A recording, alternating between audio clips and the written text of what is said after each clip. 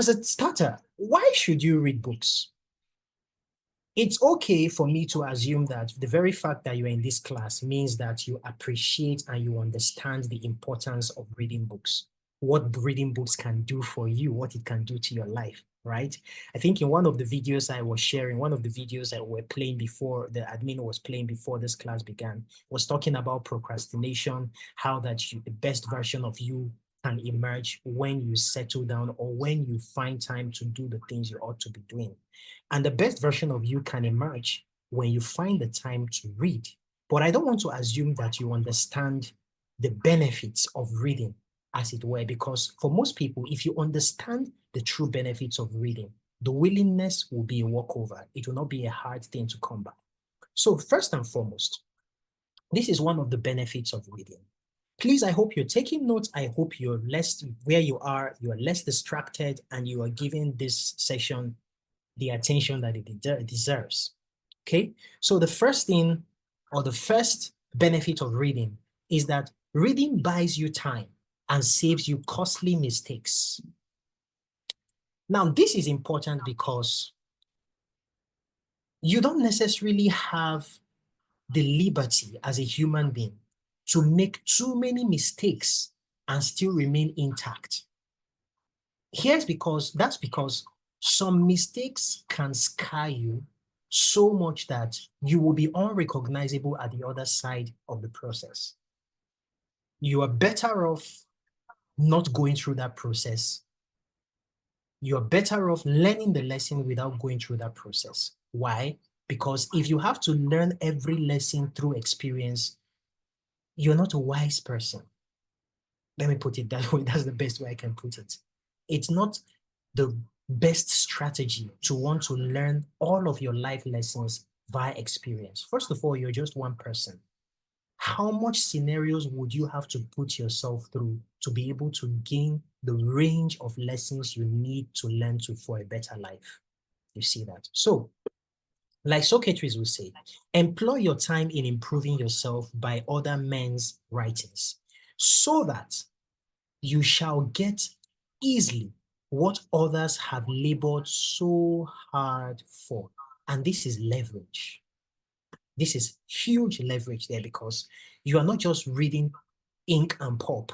You are actually saving yourself time. What took somebody 10 years? Imagine with me, what took somebody 10 years to figure out. You're figuring it out in 3 weeks. You're figuring it out in 1 week. That's a cheat code. And reading gives you that cheat code. Groucho Marx would put it this way. He said, learn from the mistakes of others. You can never live long enough to make them all by yourself.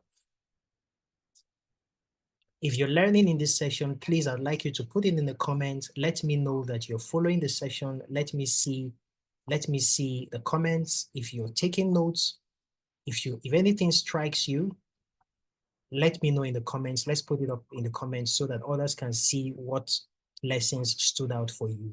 All right. Yes, Marvelous Adelaja. Shalom. I see you. Miracle. Absolutely. Absolutely. Bolanle Bitolu. Absolutely. So get down these lessons. All right. There's so much more. I hope that I'll be able to do everything within the time that we have. I'll be showing you a lot today. So settle down. All right. So the second benefit of reading. The second benefit of reading is, oh, sorry. I ran ahead of myself a bit. Okay. So the second benefit of reading, aside from buying time and saving yourself costly mistakes, is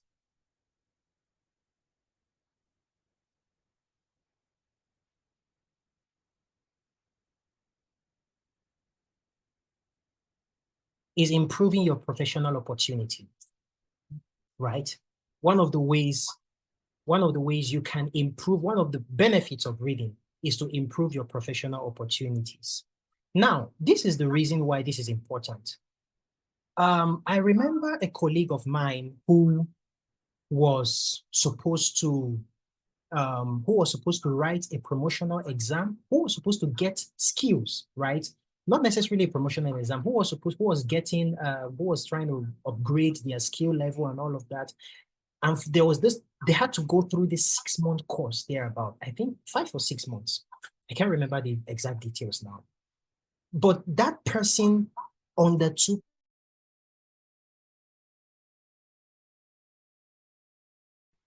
a ginger, if you call it as we say it in Nigeria, to read.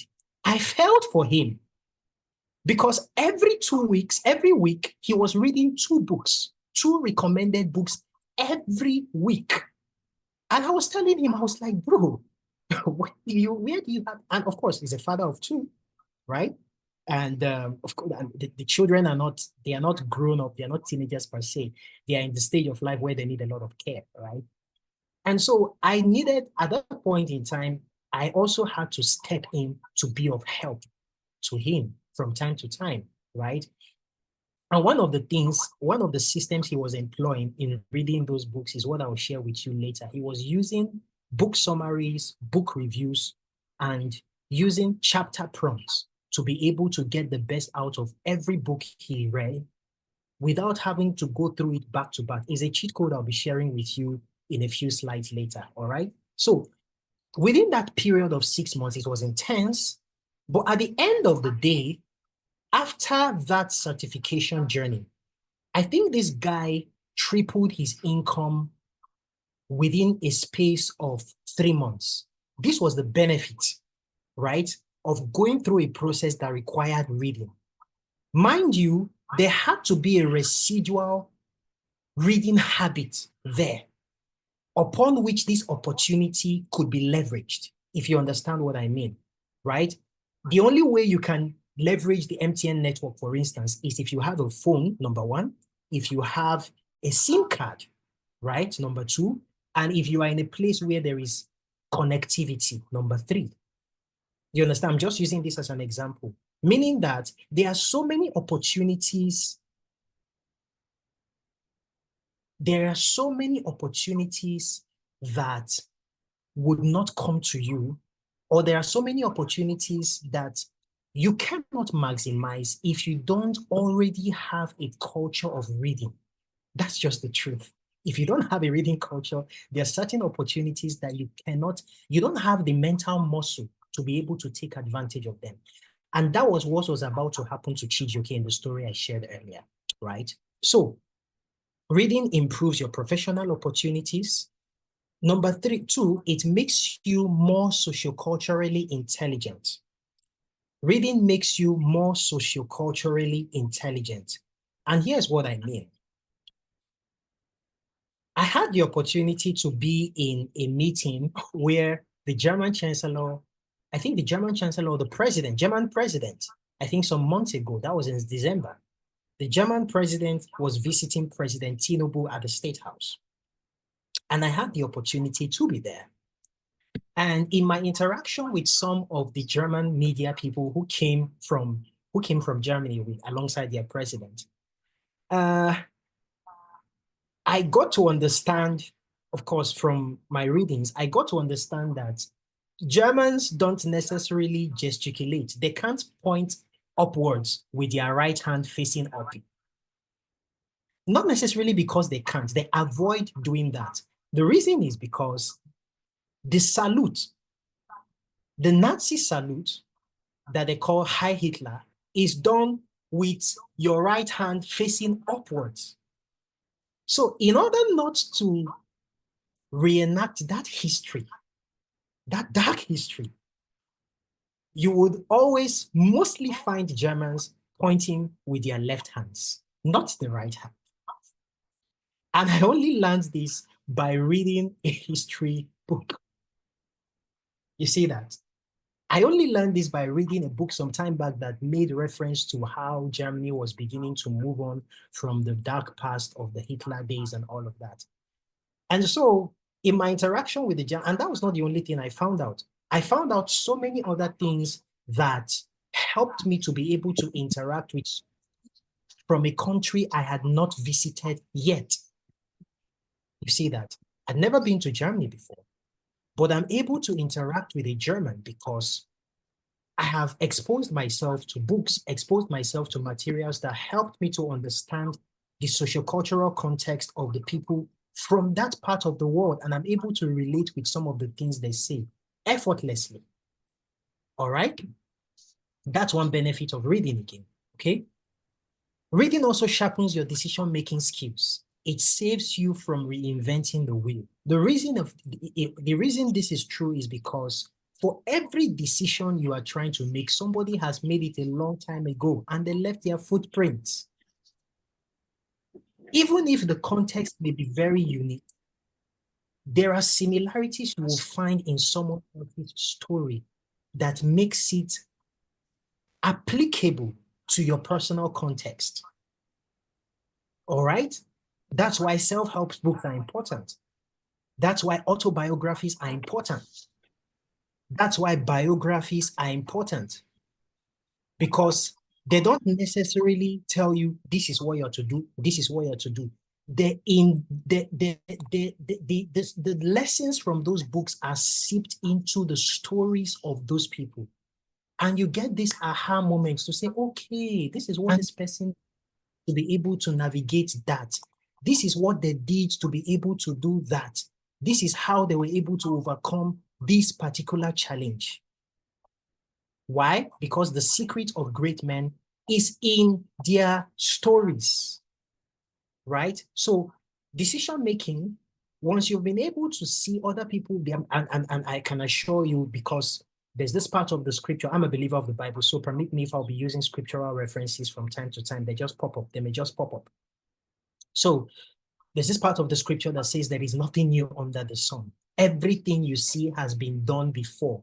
Everything has been created before. We're only doing, or we're only going around in circles, if you want me to put it that way, right? So for every problem you have, somebody had passed through that same problem and they found the solution and they documented their solutions for you to read. So don't reinvent the wheel, all right? So reading reduces stress. It improves sleep quality. I'm a living testimony of this because there are certain instances where there have been certain instances of this where I've been so stressed. Stop doing that. Certain instances that I've been so stressed, and the only difference or the only thing that gave me solace around that time was to read a book. Okay, someone is saying they are hearing feedback, more like an echo.